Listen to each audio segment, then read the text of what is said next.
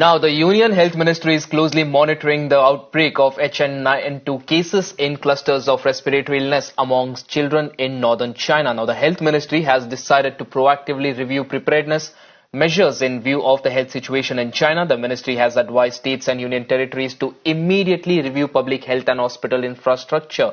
All states, union territories will be implementing operational guidelines for revised surveillance strategy in context of COVID-19. Trends of the virus will be closely monitored by district and state surveillance teams, and the health ministry has also assured that it is closely monitoring the situation and there is no need for alarm right now.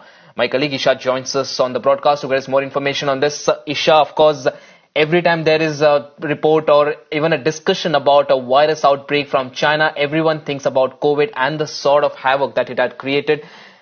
Right now, this particular virus that the outbreak of which everyone is now tracking, how dangerous is this and what is the probability of this spilling over into India? If you can just brief our viewers about the latest about this particular virus.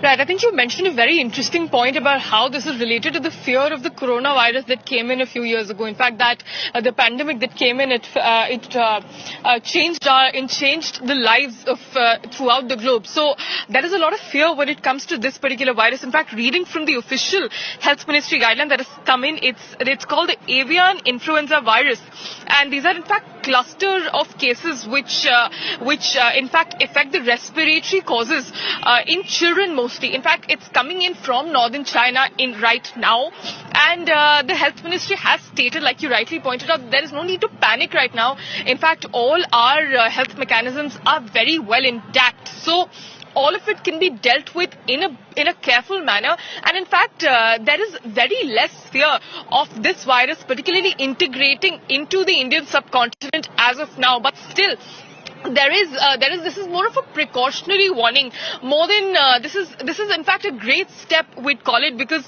this is not taken after something has happened. In fact, it was taken before anything could even happen.